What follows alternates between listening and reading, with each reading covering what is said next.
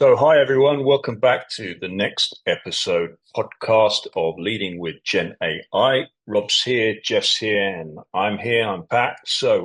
We've actually got some interesting things to talk about today and riff on. So, what I'll do is I'll tee the first one up, and that is around an article that came out in the Financial Times over the last few days, and put a link into the text around it, around how the biggest US companies warn of growing AI risk.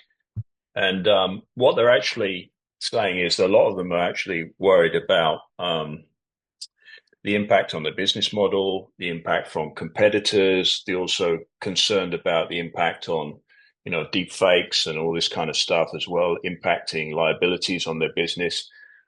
So there seems to be a really interesting kind of overlap with a lot of the other noise that we're hearing around hype. So I was just wondering, actually, if the same companies who are worried about AI impacting the business model are also the same ones who are saying that AI is hyped. That would be interesting to try and figure out. I don't know whether that's true or not, but it seems to be that there are so many different types of reports. Of course, this report also says that around 30% of those Fortune 500 companies that were polled say that there's a huge opportunity and they're exploiting it. But it says that more than two-thirds of the Fortune 500, especially from healthcare, financial services, retail, consumer, aerospace companies, gave a similar warning to investors that generative AI or AI rather could impact their business. So I want to throw that one out there for a few comments. So it's a really interesting one, isn't it? That point you just made, I think, was one of the things that stood out to me as well, Pat, was about the fact that over half of them saw it as a risk factor, but it was a little bit under a third, I think, wasn't it? Also saw it as an opportunity, and you're kind of like, hang on, which way are you going with this here? And I suppose it seemed to be in that report what came through as well was that they saw that nimble competitors, startups, could use AI to catch them up. And I guess, probably a really good example of that is how, the things like OpenAI has come through from almost nowhere as a startup to being, arguably the most important company in Gen AI today. And I suppose, if you take an example of it, you've got, someone like Google. They're about to get eclipsed in the search space when Search GPT comes through and whatever, Microsoft do with Bing and so on. So, I think the risk is very real, isn't it? And if you're going to put it in your report it to your shareholders, you've kind of got a duty to do that, haven't you? To say about it. So I suppose, I want to come back to that one afterwards, actually, in a minute. Yeah. You carry on, Geoff. Okay, yeah. So I think it really does, because look, we've all seen this. We all see this in our daily lives, both our own uses of Gen AI, but also what we're seeing our clients doing as well. Is it really allows people to get on really, really quickly. And we're going to talk about that McKinsey report in a second as well, which just sort of backs up one of these points. But when you start using it, a small startup can do incredible things that would normally be the preserve of these giant companies. So I think they're absolutely right to flag this as a risk. I think the thing that sort of disappointed me slightly was less than a third of them saw it as an opportunity, whereas I think it's an absolutely massive opportunity. And the other part that they sort of talked about there was, so there was about competitors could use it to catch up, but they also mentioned about the data and the privacy issues and things as well. And I think that kind of concerns them quite a bit. Whereas, for smaller sort of startups, they're not quite as concerned about privacy. They don't, it doesn't mean as much to them in the same way. If you think about the fines under GDPR can be a percentage of your global annual turnover. If you're a startup, that's not so much of a consideration unless you're a Fortune 500 company, is it? So you can sort of see how and why they think about it in that way as well. But yeah, really, it's a great one to bring up, Pat. It really is quite striking, isn't it? I want to cut over to Rob. So, Rob, you see a lot of clients in the market across different industries. So, what's your feeling about this? Of course, you're also running a larger organization as well. You. Sorry. For Noel Venture, we're dealing with a lot of different industry sectors and different size clients. And We're seeing some of our large clients who, by their own innovation, their own permission, are having us use tools like Copilot because they see the efficiency gains around that. So, we just recently reviewed our internal guidelines and policy around using AI. And one of those things is to make sure you discuss with your client things like the Data Act and GDPR and the AI Act, and there's loads of new stuff coming as well. I'm happy to share a link for that. So the big companies, we obviously clear it with our client. The smaller companies, as you say, these startups that don't really have so much to protect, and they're looking at opportunity, and they can be a bit wilder with it. That's where they're they're open to using whatever we can use. And I can't really go into too much detail of specific things that we're using for specific clients, but we're using some LLMs off the shelf that we might have to pay a license fee for. And in the meantime, we're building our own models, i.e., models where the client will own the IP, so they won't have to pay a license to someone as it scales. And further, it's going to be more nuanced, and the quality is going to be better for what they specifically want to do. So, and then the other one, in terms of talking about these small startups, and okay, sure, they need to be compliant, especially if we're dealing with a health tech company or something like that. But they can also do, as you've said many times, Geoff, before, but they can do more with less. So um, we're not really interested in having really mega complicated value-based pricing, or having huge teams, because we tend to be more experienced, mature people going in. So we've always added more value to the client rather than just saying coding hours. So if we can spend less time on coding hours and more time on smart, scalable architecture, advice, etc., with clients, then we will do so. So, bit of a long answer, but big companies and small companies, the big companies are already embracing it, and in some cases they've actually driven us to use some tools, and then the small companies, we can take a lot of stuff off the shelf from, I don't know, Hugging Face or whatever it might be, and as we see big investments beyond GitHub and Copilot, and really exciting to see what Poolside are doing now, then our clients don't mind if we spend more time on creating a great user experience, or looking at scalable architecture, or adding new things off the roadmap, rather than if we're spending less time on the coding hours and less time on the bug fixing, etc.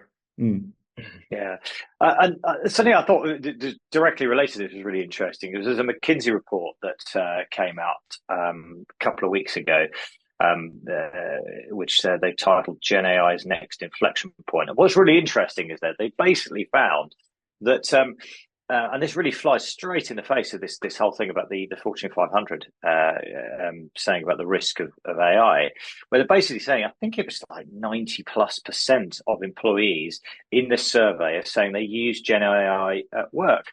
And the majority of them are really enthusiastic about it. And then the rest of the sort of report McKinsey goes into around how actually what's happening is these employees are using GenAI themselves at work, and they're sort of ahead of their organization. So it isn't part of some kind of formal structure or something like that to go and use it. Yeah, and this is a point I remember making ages ago. I think I wrote a blog about this a couple of months ago. Is you kind of got this big head and this long tail of AI projects. So you've got that, the big typical kind of project, which traditionally using things like machine learning and more sort of classic AI, as we probably seem to call it these days, those kind of projects where you'd actually go through and you'd go and get some funding together and you'd run it as a formal project you'd recognize. And then this long tail is all of these little teeny tiny use cases that lots and lots of people use across the organization. And that's what I really saw come through in this, this McKinsey article, was its employees doing lots of little productivity gains here, there, and everywhere across it. So really interesting, isn't it, that you've got Fortune 500 saying, actually, this is a big risk for us.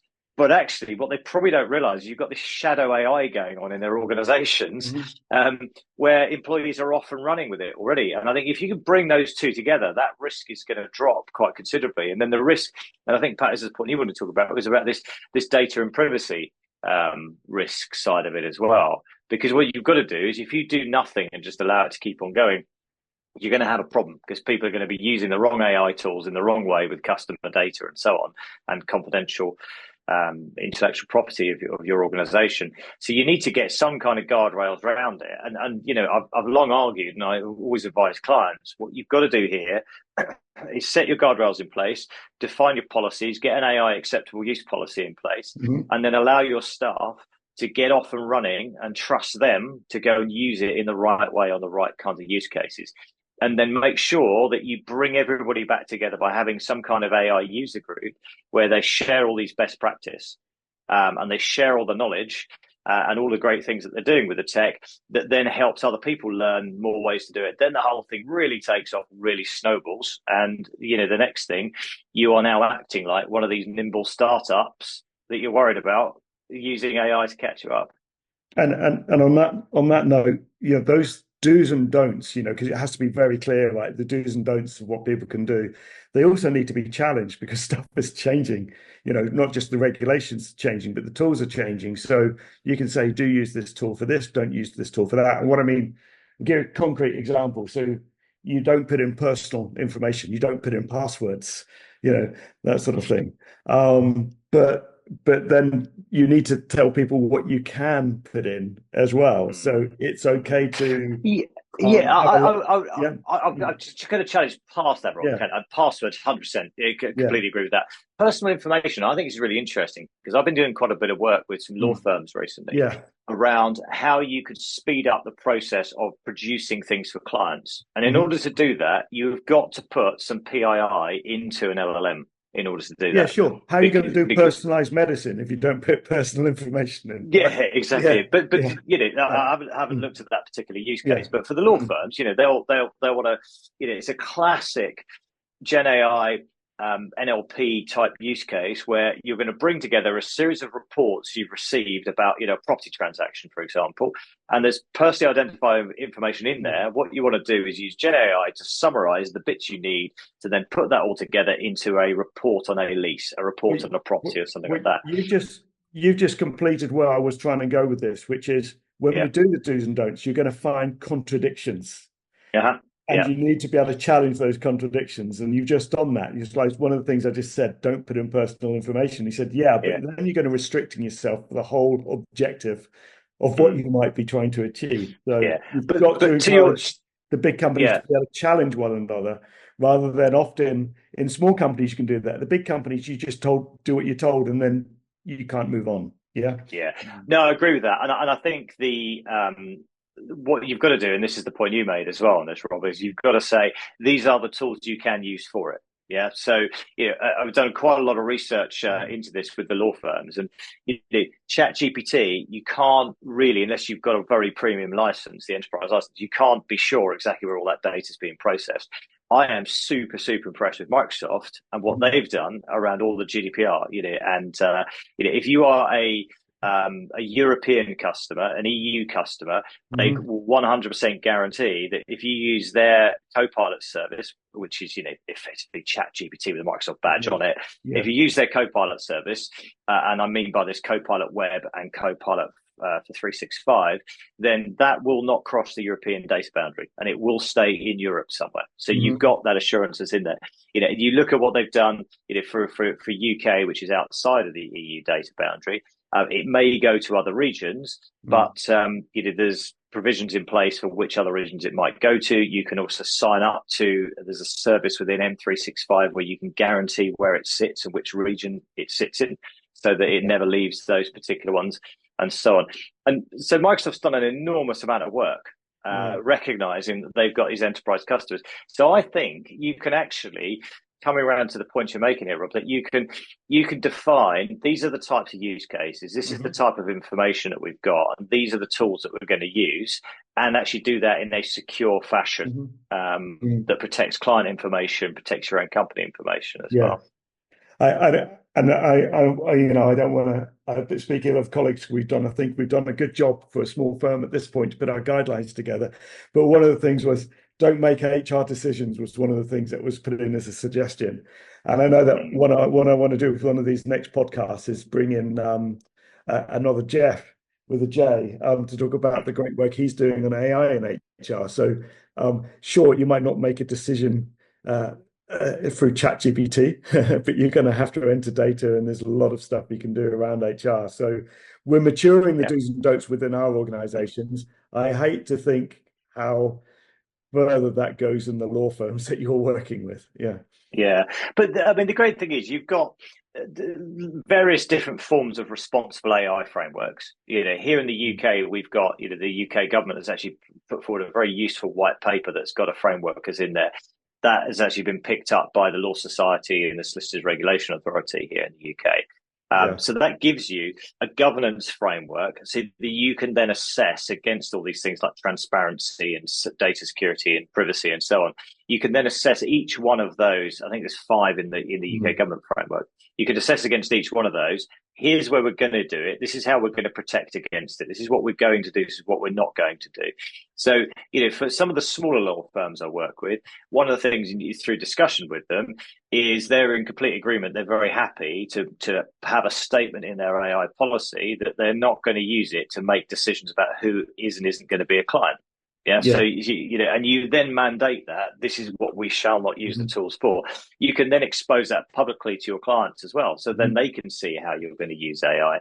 And I think, getting transparency into it, transparency all the way through to the end customer or consumer is really, really important. And, the same way that we've had for years now, these privacy notices on a company's website, I think we'll have, an AI policy AI notice on a website, so I can come in and I can see how does Noel Venture use AI.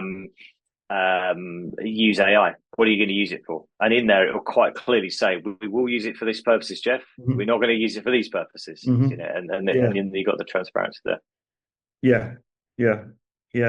Brilliant. And because there's some stuff that is really easy. We can say, we will use it for automated code innovation. We will use it for reducing development costs. We will use it for creating, virtual worlds more quickly or whatever it might be. But then it is also important to say we won't use it for, as you say, something like a decision-making, like whether we chose a client or not. But we will use it for the data analysis.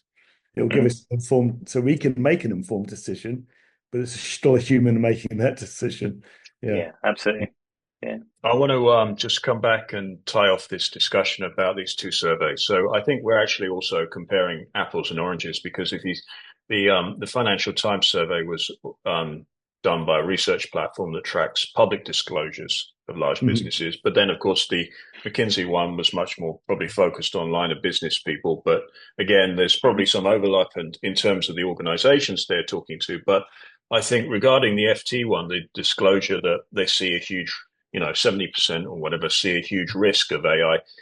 Clearly, there's a disconnect within the organizations that, the people who put together these financial disclosures and their quarterly reporting, all this kind of stuff, probably have no idea of what's going on at an organizational level or workflow level, or somehow it's not being kind of consolidated and reported up. So I think that's an interesting challenge, because I think there's probably more opportunity than risk in many of those businesses, given the amount of customers they're sitting on, the data and what they really do see. But perhaps it's this short-term quarterly myopia that many organizations are still suffering from, instead of really capturing and harnessing all of the ongoing evolving capabilities, the latent capability, the latent capacity in organizations that is just bubbling under the surface, and actually executives or leaders haven't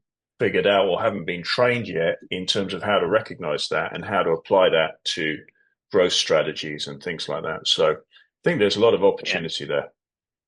Yeah, for sure. It's a really interesting point, this, isn't it? Because the point you make there, Pat, about the leaders is for the chief exec of a large Fortune 500 company. he's probably heard about this AI thing. He's getting it rammed down his throat from everybody, who's coming in to see him, consultants, tech companies, everybody. He's talking about AI all over the place. But he's like, okay, great. So what are we going to do? How are we going to use it? How's that going to help us, grow the top line, reduce the bottom line, all of this kind of stuff. He's like, well, no one can really give him the answers. I go, yeah, but I see these startups getting on with it and they keep hearing all these fantastic stories about what people are doing with it. So you probably would then go, okay, this is a big risk for us. We may not be able to harness it properly. But I guess there's also the other thing, right? It just maybe this is my final thing for me on it, with a slight cynical hat on. It's like you'd expect them to say that, wouldn't you? Because if they didn't say it, would the analysts and their investors then say, well, hang on a second, you haven't said anything about AI, and isn't it a risk to the business?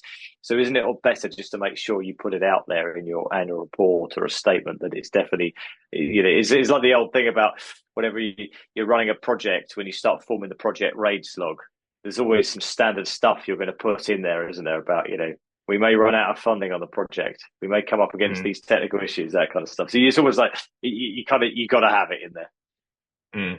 Yeah, I wonder if these are the same people who are saying it's all hype.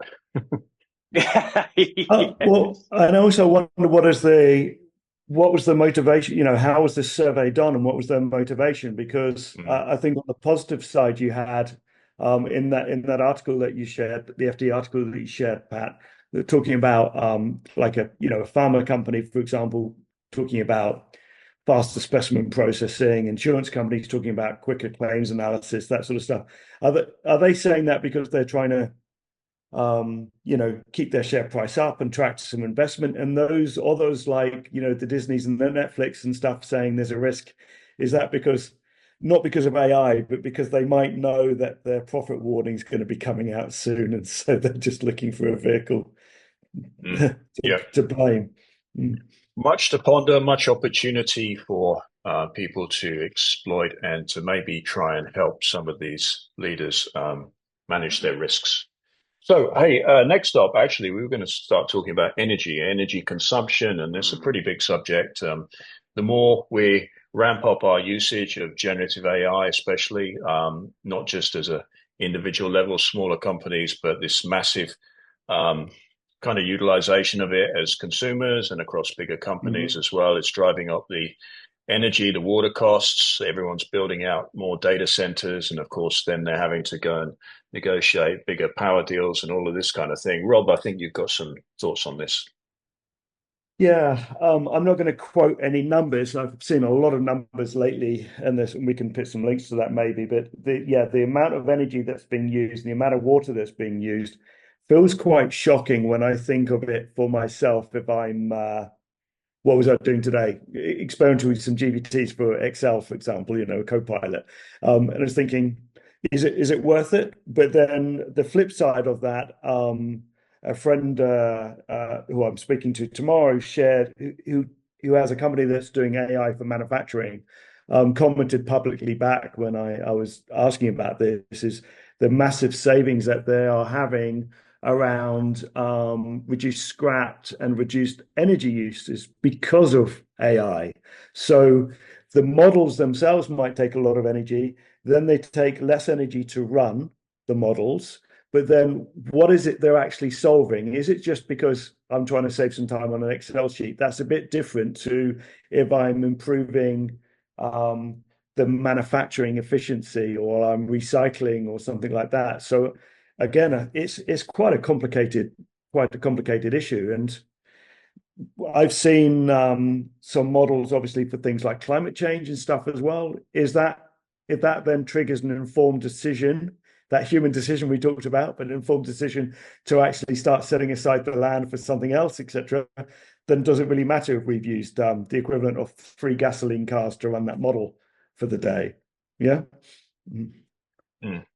Geoff, I hadn't thought of it in that way, Rob. I think it's a really interesting point, isn't it? Is to align the use case with its kind of its public good. Yeah. Versus the carbon emission from doing that, so I mean, like, deep mine and protein folding, for example, But, is probably one of the greatest public good use cases, because they've made all that information public available for free. I think I'm right in saying with DeepMind. So that way you could argue, well, actually, whatever the cost of that is, it's to the benefit of all of humanity. So does that matter? Whereas, somebody using ChatGPT to write a funny limerick about their mate is a very poor use in a way, isn't it? But is perhaps a frivolous use. Yeah, I mean, it's really interesting, isn't it? And I've I sort of two things sort of on this. One is around the positioning, and this isn't a new thing because of AI. This is there with cloud computing as well, wasn't it? It was the positioning of data centers relative to renewable energy sources, but also to cooler sources as well, which you guys in Finland will know very, very well. This is a long-standing thing. Wasn't it? Meta built some data centers years ago, didn't they, in one of the Scandinavian countries where it's a lot cooler to solve that kind of problem. So I suppose that's part of it. And then you could look at where you've got training costs, which is it's not an urgent job, so you can task that to run at a certain time. So you could basically say, okay, we're going to build that in the middle of, I don't know, somewhere like Texas where there's tons of sunshine, and we'll have a solar farm right next to the data center, and that will run however many hours a day you've got the sunshine for. And as soon as the power drops because the sun's dropped, then you back off the training that you're running. And so on. So then you've kind of got that one-for-one relationship, haven't you, with the power is being generated right at the source. I did see that Amazon had did a deal, was it a few months back, with in the US with a nuclear power plant, and they bought up some land, spent quite a lot of money on it to build a data center right next door to a nuclear power plant. So they definitely got access to the power in there. But I mean, I genuinely believe that this current AI wave is really going to actually force us as humanity to move on to two things that are going to happen. One is alternative power sources. We had a great renewable power source. It was called nuclear. It just got a bad rep. Actually, we can run nuclear perfectly safely. We've only ever had a couple of accidents compared to, the harm that things like fossil fuel base generation costs and so on. So we did have a very good renewable source, which is nuclear. Obviously, it does have its own problems, but these things like these small modular reactors and microreactors and stuff, I think it's going to accelerate that technology. There's a reason why Sam Altman's invested and is pushing really hard in SMRs, because he's seen this problem. But I think the other thing, and this is probably the more exciting bit, is rather than try and find ways just to generate the power better and cheaper, we just need to consume less power, and therefore, if we consume less power in AI, then we're going to generate less heat. And that may come because at the moment, I mean, my guys at Null Venture explaining to me about this Meta Llama 3.1405B and how wonderful that model is, but it's just using a massive amount of GPU memory, 810 gigabytes, and so this is going to take loads of energy to run these models. But they're saying, but there's all this test time training. I'd never heard of this term before, TTT models, right? It's making this, addressing this as well. So as we're coming up with, unfortunately, probably more energy uses and more materials and things to run it, we're also coming up with ways to make it more efficient as well. So hopefully we're going, at this point, maybe it's the equivalent of how we're building a room full of computers that ends up being this. No, exactly right. And I think this is the really exciting thing. If you look at things like Grok, not Elon Musk Grok, the other one, GROQ, that processor, which for a very low power consumption, heat generation, therefore cost as well, can run things like Llama incredibly quickly, which is just really, really impressive. And you think, who's going to challenge the video? And people keep talking about AMD, maybe Intel, probably not Intel, but people keep talking about, I think it's going to be one of these completely different technologies that's going to come through, like Grok, neuromorphic computing, all of those kind of things. It'll be something that breaks through because we'll have to find a way to do it to be able to get it. And maybe, look, this is the holy grail, isn't it? The sci-fi story that the AI helps us to be able to get these kind of breakthroughs, and the AI solves the problem for us as how to consume less power. And the economists and the environmentalists will be able to model this through. So if we do have this more efficient Meta Llama running, it might mean that you don't have to drive to see the doctor who's driven in that day, but you can actually just, speak to a chatbot who tells you what to do. Yeah. Mm. So, Yeah. so it's I remember years ago when we went from paper to, CDs to online and stuff, and often we'd say, "Oh, it's more environmentally friendly," because we'd be thinking about printing and paper.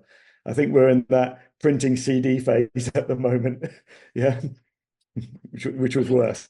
Yeah. Yeah. Mm. Okay, the only thing I have to add on this, because you guys have pretty much nailed it, is that, Geoff, you Brits, you're sitting on a bunch of islands in the middle of the North Sea and North Atlantic, and the UK is basically one giant battery with all that wave and wind, and the sun comes out once a year. Mm-hmm. So, I mean, you got nuclear, you got no excuse, mate, down there.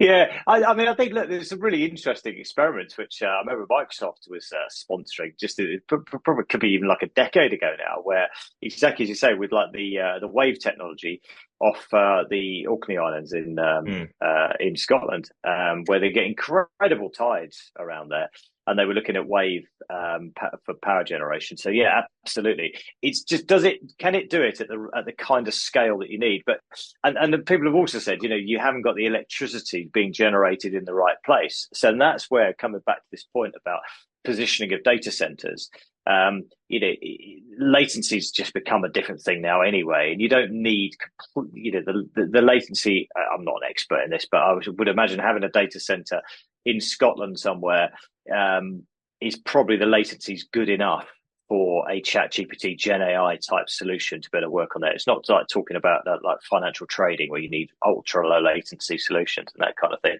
So you could certainly get closer to the generation source. The other thing is around the cooling as well. And I know Microsoft ran there was a data center experiment they ran where you put lots of racks inside a cylinder and you sunk it down to the bottom of the sea. And that was your cooling problem largely solved. And one or two new security problems as well, probably maintenance. Yeah, I guess what they would do is, you just, if a server went offline, fine, and you couldn't fix it, you just over time you lost a certain number. When you'd lost a percentage capacity, I guess you haul it back out the sea and dry it off, and someone goes inside to fix it. Yeah, but you're going to want to have some drone security, underwater drones or something like that, kind of keeping an eye on the actual infrastructure that's lying on the base of the bed of the sea, I guess.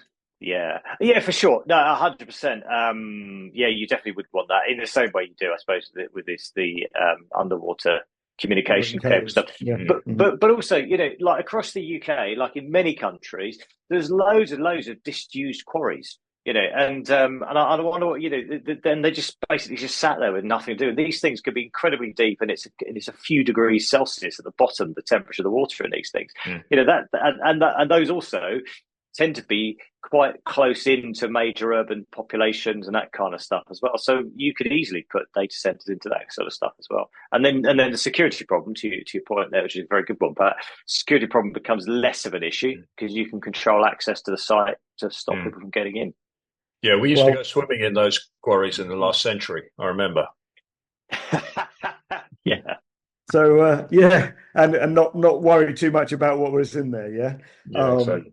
But Geoff, if that's something you want to do, we've been working with some really cool tools out there. You can go and use something like OpenCV, and you can use computer vision to go and measure how deep that quarry is now. And you can take an image with Stability AI and then model the whole 3D thing and stuff. So just get out there and do it.